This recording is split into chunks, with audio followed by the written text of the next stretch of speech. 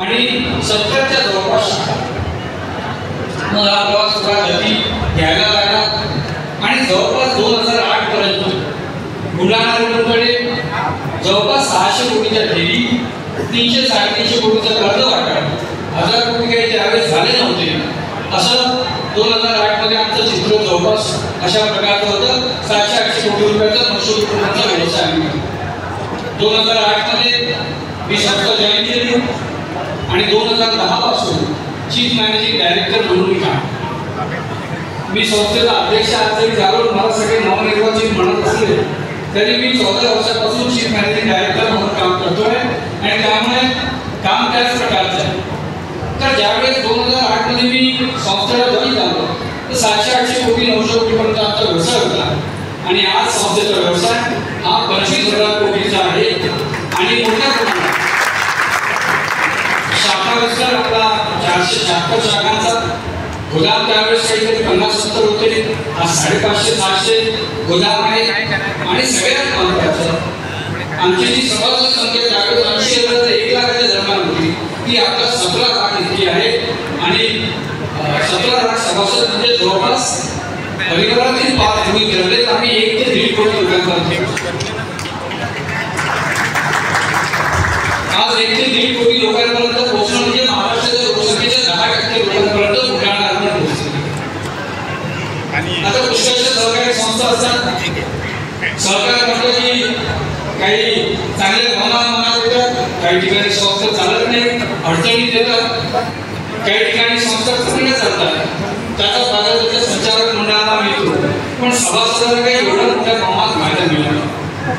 पण आमच्याही मनात आपलं एवढं काम झालं 25,000 कोटीपर्यंत आपण आलो. 17 लाख सभासद झाले. आशिया खंडामध्ये आपण प्रथम क्रमांकावर आहोत. आपल्याला जागतिक दर्जावर मान्यता मिळालेली आहे. ब्रिक्स सारख्या बँकेत मी ॲडवायझर आहे. Brazil Russia India China South आफ्रिकेची बँक आहे त्याच्यात ॲडवायझर आहे. बाकीचे तर त्यांनी अहवाल सांगून दिले जागतिक स्तरावर आहे. पण आपल्या सभासदांचं काय झालं म्हणून अमेरिकेतल्या एका युनिव्हर्सिटीच्या माध्यमाने आम्ही आमच्या सभासदांना सर्वे केला आणि सभासद म्हणजे आपण सर्वे आणि या सर्वेमध्ये असं आढळलं की 2016चा सर्वे आहे. नेपाळ हेराल्ड नावाच्या मॅगझिनमध्ये इकॉनॉमिक टाइम्समध्ये पुष्कळशा राष्ट्रीय आंतरराष्ट्रीय न्यूजपेपरमध्ये याचा उल्लेख आहे की बुलढाणा अर्बनच्या सभासदांचं उत्पन्न हे भारताच्या नागरिकाच्या उत्पन्नापेक्षा दुप्पटीने जास्त.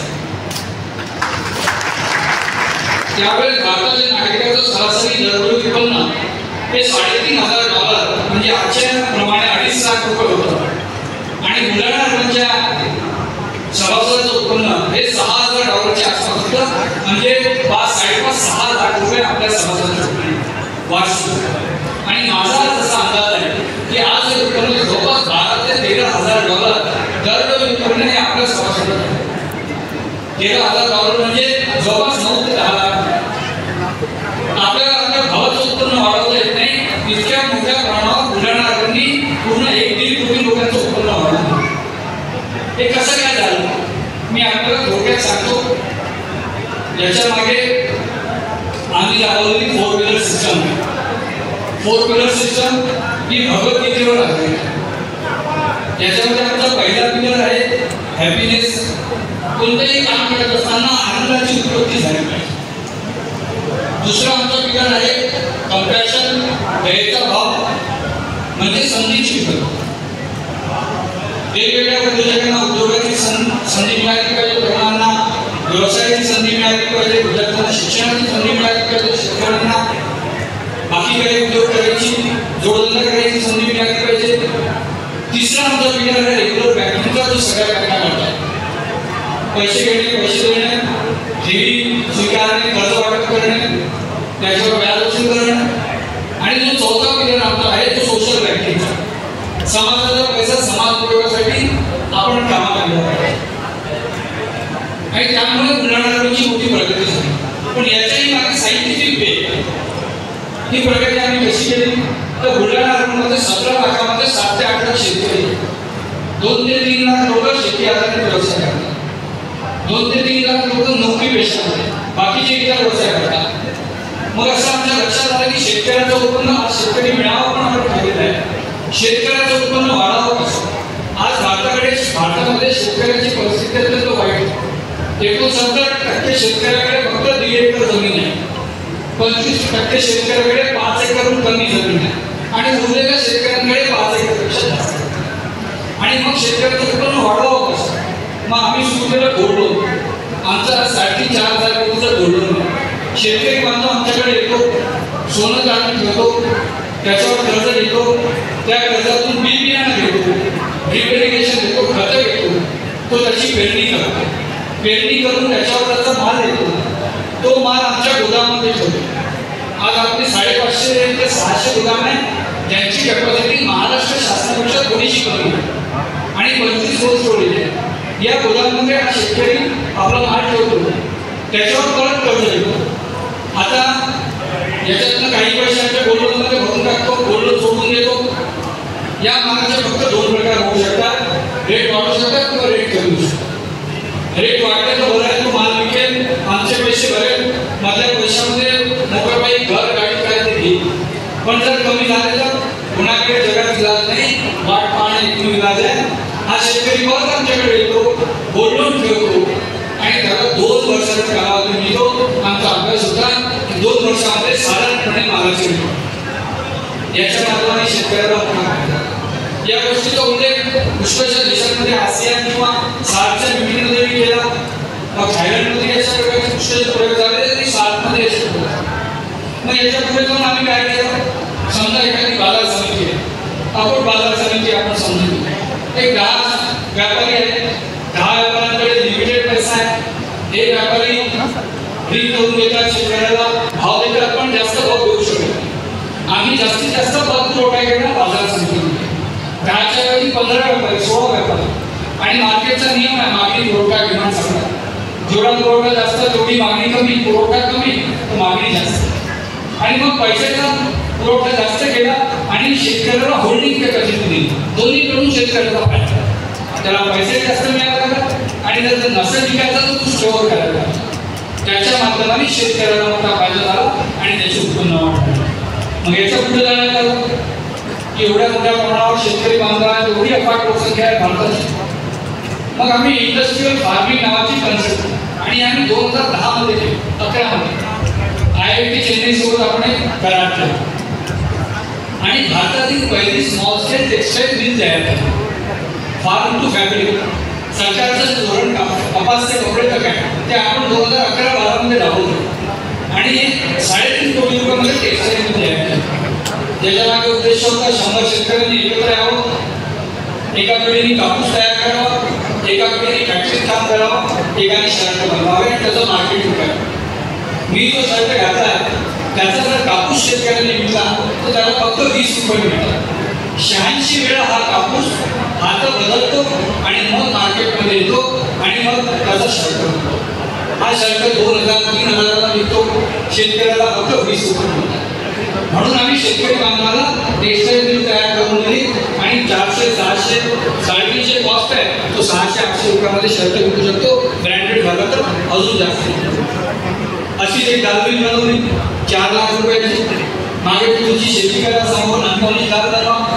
ही दाल पॅकेजिंग आणि मार्केटिंग करायचं काम बुलढाण्यात.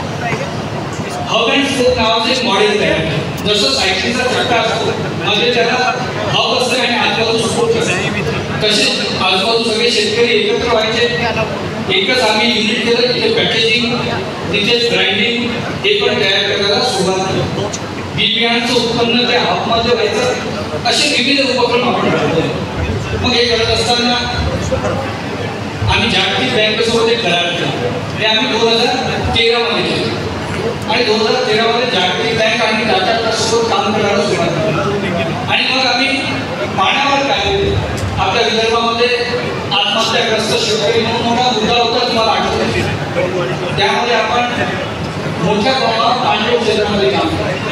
आपण जवळपास 200 ते 300 शेततळामध्ये 150 ते 200 सिमेंट आले बंधारे केले, 1000च्या विहीर पुनर्भरण केल्या, कित्येक ठिकाणी पाण्याची पातळी वाढवण्यासाठी प्रयत्न केला आणि त्याच्या माध्यमाने जो शेतकरी एक पीक घेत होता तो दोन द्यायला लागला, तो दोन देत होता तो 3 द्यायला लागला. उन्हाळ्यामध्ये शेतकरी भाजीपाला पिकवायला लागला आणि हा भाजीपाला तो कोल्ड स्टोरेजमध्ये ठेवून त्याला वाटेल तेव्हा विकायला लागला. आज भारतामध्ये 40% भाजीपाला वेस्ट होतो आणि 20 ते 30% धान्य वेस्ट होतं आणि त्यामुळे मोठ्या प्रमाणात ही कोल्ड चेन आणि वेअरहाऊसचा फायदा आम्हाला मोठ्या प्रमाणावर होता. पण सोबत अजूनही पाहिजे कसं उत्पन्न वाढत नव्हतं. मग आम्ही जोडधंदे दिले. जवळपास 10 लाख पोल्ट्री आणि पोल्ट्री हे आम्ही आमच्या शेतकरी बांधवाला दिले. सोबत डेअरी काही प्रमाणात तयार केली आणि हे सगळं केम प्रोजेक्ट होता वर्ल्ड बँकेचा. त्याच्यामध्ये काम केलं आणि त्यामुळे शेतकरी बांधवाला जोडधंदा मिळाला आणि त्याच्या परिवाराला त्याचा मोठा फायदा या सगळ्यांच्या माध्यमाने झाला. हे करत असताना आदरणीय भाईजींची संकल्पना सोशल बँकिंग. सोशल बँकिंग समाजासाठी काहीतरी अजून केलं पाहिजे आणि फक्त आर्थिक उन्नती होऊन काहीही होत नाही. मी जेव्हा जगभर विविध देशांच्या कोऑपरेटिव्ह मिनिस्टरला फायनान्स मिनिस्टरला भेटायचो आणि जे देश आपण प्रगत समजतो तिथे मोठ्या प्रमाणावर भौतिकवाद आहे, जे वस्तूंचं उत्पादन करतात पण खरोखर तिथे देखील मोठ्या प्रमाणात लोक सुखी नाही, तिथे आनंद नाही, तिथे एकटेपणा आहे, अडचणी आहे. तर याचा अभ्यास करण्यात की असं का होत आहे. तर भौतिकवाद जसं महाराजांनी सांगितलं की फक्त भौतिकवाद काही सुखी भौतिकवादाने काही मनुष्य सुखी होत नाही, त्या माणसाची कृती तात्पुरती होते, नंतर परत असुख होऊन जातं. मग आम्ही याच्यावर काम करायला सुरुवात केली. आज जवळपास आपल्या 23 शाळा आहेत, त्याच्यामध्ये 30,000 विद्यार्थी दरवर्षी शिक्षण दिलं आहे आणि हे दरवर्षी 30,000 विद्यार्थी रोबोटिक्स शिकतात, एरोडायनामिक्स शिकतात, इंग्लिश मीडियमचं मॉडर्न आणि जागतिक दर्जाचं शिक्षण आपण देतो. सौ कोमलजी जवळ या सगळ्या शाळा पाहतात. बुलढाणा, जळगाव आजूबाजूच्या जिल्ह्यामध्ये शाळा आहेत. या शाळेमध्ये या शिक्षणाच्या व्यतिरिक्त आम्ही भगवद्गीता शिकतो, सोबतच पंचतंत्र आणि उपनिषद, हिसाब नीती या गोष्टी शिकवतो. आपण स्वतःचं सॉफ्टवेअर तयार केले होते. सकाळी विद्यार्थी आला की ब्लॅकबोर्डवर भगवद्गीतेचा एक श्लोक येतो, किती बटन जाते कम्प्युटरचे डिजिटल स्क्रीन आहे, श्लोक काही हटत नाही, त्याला ते वाचावं लागतं. हिसाब नीती ते पंचतंत्र आणि याच्यातनं आपला आध्यात्मिक जे आपला ठेवा आपला जो पाया आहे तो आपण घेऊ शकतो. आजचे नवीन पिढीचे विद्यार्थी मी पाहतो पाया पडत नाही, पूजा करत नाही, मंदिरात जात नाही. याही गोष्टी तेवढ्याच महत्त्वाच्या आहेत या कालांतराने समजतात. त्यामुळे निश्चितच याही गोष्टीवर आपण काम केलं पाहिजे. दुसरं आपला जो हिंदू धर्म आहे हा अत्यंत सनातन धर्म आहे आणि माझं असं म्हणणं आहे की सगळ्या धर्मांचा हा पाया आहे. मी इराणच्या लोकसभा स्पीकर होते, महाराजांनी इराणचा उल्लेख केला, त्याचं म्हणणं पर्शियन, तिथे पर्शियन धर्माबद्दल बोलण्यात येतं. त्याचं म्हणणं आहे आमचा सगळ्यात जुना धर्म आहे पिरॅमिडचं, की पिरॅमिडचे ते तिथले सगळे लोक फार कौतुक करतात आणि आहे धर्म जुना निश्चितच. पण मला वाटतं सगळ्या धर्मांचा जो बेस आहे, हा सगळे धर्म महान आहे, चांगले आहेत, पण हा आपला धर्म जो आहे हा सगळ्या धर्माचा बेस आणि म्हणून आम्ही वैदिक शाळा ही सुरुवात. त्याच्यामध्ये ऋग्वेद, सामवेद, यजुर्वेद, अथर्ववेद या सगळ्या वेदांचं शिक्षण आपण घेतो. आज 7 वर्षाचा अभ्यासक्रम आहे. त्याच्यानंतर तो मुलगा वाराणसीला जातो आणि पोस्ट ग्रॅज्युएट करतो. आज तुमच्या अकाउंटमध्ये 50 डॉक्टर, 50 इंजिनियर, 50 वकील, अजून काही उद्योगपती मिळतील, पण महाराज 5,000 आहे फक्त. आणि निश्चितच या महाराजांची देखील खूप गरज आहे, कारण कर्मकांडाशिवाय धर्म काही टिकत नाही. म्हणजे आता जर मंदिरं नसते तर 6 महिन्यात लोक देवा विसरून जातील. त्याच्यामुळे कर्मकांड देखील झालं पाहिजे आणि त्याचं शिक्षण या आपल्या वैदिक शाळेमध्ये अध्यात्माचं शिक्षण आणि कर्मकांडाचं शिक्षण आपण आपल्या विद्यार्थ्यांना देतो. सोबतच ग्रामविकास महत्त्वाचा मुद्दा आहे. आम्ही टाटा ट्रस्टसोबत काम करत होतो. त्यांचा केल नावाचा प्रोजेक्ट होता. त्याच्यामध्ये आम्ही 120 गावं दत्तक घेतली आणि दत्तक घेतली म्हणजे त्या गावामध्ये रस्ते, सांगितलेली शाळा, टेक्स्टाईल मिल, जिथे पाहिजे तिथे, जिथे पाहिजे तिथे दाल मिल, पॅकेजिंग युनिट, गोदाममध्ये cleaning grading unit. Cleaning grading म्हणजे स्वच्छ केलेलं धान्य आपण विकलं तर शेतकऱ्याला त्याचा अजून फायदा होतो, पण स्वच्छ केलेलं धान्य बाजारात चांगल्या किमतीला जाते. त्या क्लिनिंग रेडिंग युनिट, चांगल्या प्रकारची सॉइल टेस्टिंगची लॅबोरेटरी, मातीचं परीक्षण करणारी लॅबोरेटरी आणि शुद्ध पाण्याचं एटीएम अशी व्यवस्था देखील त्या दत्तक गावामध्ये करण्यात आली आणि त्यामुळे त्या गावाचा आर्थिक विकास झाला आणि सोबत मी सांगितलं तसं सामाजिक विकास हाही आपण करत होतो, धार्मिक विकास देखील आपण करत होतो.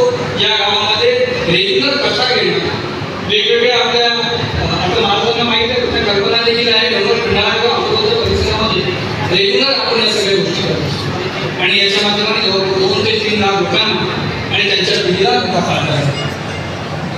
हे करत असताना बचत गटाचे लक्ष देण्यात आलं. स्त्रिया देखील सशक्त झाल्या पाहिजे. मोठ्या प्रमाणात तरुण वर्ग आहे. एवढा मोठा देश आहे, 140 कोटी लोकसंख्या आहे. सरकार सगळं व्यवस्थित करते. सरकारला सगळ्यांना घेऊन चालायचं.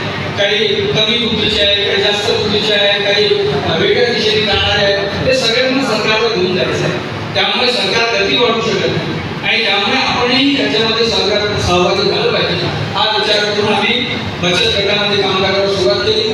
आज जवळपास आमच्या बचत गटामध्ये 2 ते 3 लाख महिला आणि तरुण मुलं काम करतात आहे. त्यांना आम्ही 600 कोटी रुपयाच्या वर वाटप केलेलं आहे. ही तरुण मंडळी किंवा या महिला पापड, अचार, कुरड्या सोबतच पुष्कळचे प्रॉडक्ट मला आठवते नाही एवढे प्रॉडक्ट ते बनवतात. सोबत ते आता शॅम्पू, फेस वॉश, हँडवॉश, ते परफ्यूम, अजून टूथपेस्ट, शेविंग क्रीम वगैरे बनवत असतात आणि त्याच्या माध्यमाने त्यांना रोजगार आणि या वस्तूंचा देखील उत्पादन आपण करत असतो. मग आमचं लक्ष गेलं काही इनोव्हेशन करायला पाहिजे. आम्ही काही वेळेस गाड्या पण बनवत आहे. सोबतच शेतीपूरक यंत्र, कारण ट्रॅक्टर घेणं प्रत्येकाला शक्य नाही. ॲग्रिकल्चर इक्विपमेंट बँक तयार केली की त्याला तिथं सगळं सामान भाड्याने मिळालं पाहिजे. JCB लागतोय, जमिनीचा समतोलपणा करायचा आहे, कोणताही इक्विपमेंट लागतोय, प्रेशर लागतोय. या अशा प्रकारे एक ॲग्रिकल्चर इक्विपमेंट बँक आपण बनवली आणि काही इनोव्हेशन पण केले. छोटे छोटे शोध लावले. कारण ट्रॅक्टर घ्यायला 7-8 लाख रुपये लागते. 1.5 एकरवाला ट्रॅक्टर घेते, बँक ट्रॅक्टर जप्त करते, शेती जप्त. आपण 50,000 ट्रॅक्टरसारखं उपकरण बनवलं. या पुष्कळशा गोष्टी किंवा एक छोटी बिल्डिंग बनवली. असे पुष्कळशी कामं आपण केली. मग सरकारचा मोदी गव्हर्नमेंटचा प्रोजेक्ट होत आहे फ्लॅगशिप प्रोजेक्ट स्वच्छता अभियान, स्वच्छ भारत मिशन. आणि मग स्वच्छता अभियान सुरू केलं. बुलढाणा आणि देवगड राज्यामध्ये आम्ही स्वच्छता अभियान राबवलं. अत्यंत जागतिक दर्जाचं भारतासाठी, जगातले खूप चांगले देश आहेत पण भारतासारखं स्वच्छता अभियान आपण राबवलं. 100 मीटरवर कचरा कुंड्या, रात्री रस्ते झाडणं, सणाच्या दिवशी पाणी वगैरे टाकणं रस्त्यांवर, जिथे लग्न आहे तिथे कचरा कुंड्या पाठवणं, कचरा प्रोसेस करणं, जनावर गेलं तर कॉल सेंटर आहे तिथे फोन करणं, कचरा झाला तर कॉल सेंटरवर फोन करणं. अशा प्रकारचा अत्यंत सुंदर उपक्रम आपण कचरा सफाईच्या दृष्टिकोनातून स्वच्छ भारत मध्ये काम करण्याच्या दृष्टीतून तोही आपण राबवले. तर असे वेगवेगळे उपक्रम बुलढाणा सतत राबवत असते. आमचे सभासद आहेत, पुष्कळचे गरीब सभासद आहेत, मध्यमवर्गीय सभासद आहेत. त्यांनाही पुण्याला जायचं असते शिक्षणासाठी. इथे हॉस्टेल तयार केलेलं आहे. बुलढाण्यामध्ये भरती म्हणून हॉस्टेल तयार केलेलं आहे. या सगळ्या गोष्टी आपण करत असतो. मग हे करत असताना अजून आपल्याला काय करता येईल किंवा जे काही शक्य आहे ते करावं हा दृष्टिकोन समोर ठेवला. भारत हा भक्ती संप्रदायाचा देश आहे. मोठ्या प्रमाणात देवाची भक्ती आहे. जशी महाराष्ट्रामध्ये पांडुरंगाची भक्ती आहे तशी राजस्थानमध्ये रामदेव बाबांची आहे. मध्य प्रदेशमध्ये उज्जैनला महाकाल आहे, ओंकारेश्वर आहे. दक्षिण भारतामध्ये अशाच प्रकारची व्यवस्था आहे. काही ठिकाणी वारी म्हणतात, काही ठिकाणी काय म्हणतात. मग या ठिकाणी आपण भक्त निवास सुरू केले. तुळजापूर, माहूर, शिर्डी, शेगावला पण आपली काही तुमची व्यवस्था आहे. तिरुपती येथे गेलं, पंढरपूर येथे भक्त निवास केलं आणि अत्यंत कमी खर्चामध्ये 900-1000 रुपयामध्ये AC रूम, त्याच्याहून कमी असेल तर गव्हर्नमेंटची व्यवस्था, नॉन AC रूमची व्यवस्था, आपलं महाराष्ट्रीयन जेवण, गाड्यांची व्यवस्था.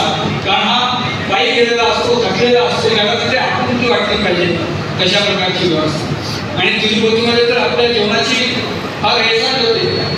महाराष्ट्रीयन जेवण मिळत नाही आणि त्यामुळे तिथे महाराष्ट्रीयन जेवणाची व्यवस्था, गाड्यांची व्यवस्था हे देखील आहे. ॲम्ब्युलन्स, स्वर्गरथ याची गोष्टी आपण ना नफा ना तोटा तत्वावर चालवतो. असे भरपूर काही उपक्रम बुलढाणा आपण सतत करत असतो. या उपक्रमांमध्ये आदरणीय भाईंचं मार्गदर्शन, कर्मचाऱ्यांचं अत्यंत कठोर निर्णय. बघा आम्ही पॉलिसी मेकर निर्णय घेऊ शकतो, इम्प्लिमेंटेशन करू शकतो. टेक्नॉलॉजीचा भरपूर वापर आपण करतो. इथे लिहिलेल्या सगळ्या टेक्नॉलॉजी वाचत होतो. आर्टिफिशियल इंटेलिजन्स हे कॉमन टेक्नॉलॉजी आहे. QR कोड आता याही गोष्टी आलेल्या आहेत. ऑनलाईन बँकिंग याचाही वापर करतो. पण फ्रंट डेस्कवर जो कर्मचारी आहे त्याची अत्यंत कठोर मेहनत या सगळ्यांमध्ये. कोणताही व्यावसायिक उद्योगपती बसले आहे, व्यावसायिक बसलेले आहेत, इव्हन महाराज बसलेले आहेत, त्यांचे जर अनुयायी व्यवस्थित नसतील किंवा बिझनेसमॅनची माणसं व्यवस्थित नसतील तर संदेश पोहोचू शकत नाही. लोक काम करणार नाही. आणि इथे आम्हाला मॅनेजमेंटचं जे कसं लागतं ते निश्चितपणे हे मॅनेज करावं लागते. पण याच्यामध्ये आमचे जे कर्मचारी आहेत त्यांची फार मोठी मेहनत आहे. निश्चितच आमच्या पॉलिसी कर्मचाऱ्यांनी राबवल्या म्हणून बुलढाणा आमची प्रगती झाली. पण हे सगळं काही सोपं नाही. मी तुम्हाला चांगल्या गोष्टी सांगतो. हे करताना फार अडचणी येतात. दरवर्षी इन्कम टॅक्स अजून जे जे पॉसिबल आहे त्या सगळ्या प्रकार आमच्यासोबत होत असतात. आणि बँक चालवणं काही सोपा विषय नाही. संस्था आहे, संस्था आहे, तर संस्थेबद्दल पहिलेच निगेटिव्ह करायची प्रथा आहे. पण तरीसुद्धा मी आपल्याला सांगतो की सभासदांचा किती विश्वास आपल्यावर आहे. कोणतीही संस्था जर एक रन आलं, रन म्हणजे पैसे काढून घेणं, किंवा कोणत्या बँकेमध्ये रन आला तर बँक काही विचार करतो. बुलढाणा अर्बनला मी अभिमानाने सांगत आहे, मी विनम्रतेने सांगतोय की आमच्यावर 5 वेळा रन आला. 5 वेळा लोकांनी पैसे काढायचा प्रयत्न केला. कधी 1000 कोटी, कधी 700 कोटी, कधी 1500 कोटी. पण सभासदांचा विश्वास त्यांचा आढळ होता. इतका त्यांचा विश्वास मजबूत होता की संस्थेला काही अडचण आली नाही. आणि खरोखर ईश्वरी आशीर्वाद निश्चितपणे संस्थेवर आहे. त्याच्याशिवाय एका रनमध्ये तर मोठ्या मोठ्या बँका पडून जातात पण संस्थेला अडचण. आणि त्यामुळे निश्चित मी मनापासून सभासदांचा धन्यवाद करेन की ते भक्कमपणे संस्थेच्या पाठीमागे राहिले. आणि कारण संस्थेचा हेतू त्यांना माहिती आहे. आणि त्यामुळे निश्चितच याही गोष्टी निश्चितच सभासदांसाठी आपण जास्तीत जास्त चांगल्या गोष्टी देण्याचा नेहमी प्रयत्न करतो. बुलढाणाविषयी सांगायच्या भरपूर गोष्टी आहेत. पण ते सांगायचं बसत अजून खूप वेळ लागेल. मी नवनिर्वाचित अध्यक्ष झालो आहे. पॉलिसी मेकिंगमध्ये काही फरक पडणार नाही आहे. साधारणपणे समाजाला जे गरजेचं आहे ते आम्ही देणार आहे. आता ग्रीन एनर्जीचा टाईम येणार आहे किंवा जे काही चॅलेंजेस आपल्या समोर येतील ते आपण फेस करावे लागतील. पण मला वाटते ग्रीन एनर्जी, वृक्षारोपण, समाजाचं सांस्कृतिक जे मूल्यांचा ऱ्हास होतो त्यांचं संगोपन आणि आध्यात्मिक ठेवा जो आपल्याला स्वाभाविकरित्या मिळाला आहे. कारण हा आहारातून येतो, त्या शुद्ध हवेतून येतो, त्या वातावरणातून येतो. ही मंदिरं आहेत, ही वातावरण आहे, हे जेवण खावण आहे. यामुळे ही सगळी अध्यात्माची जी सेवा आहे ती हजारो वर्षापासून या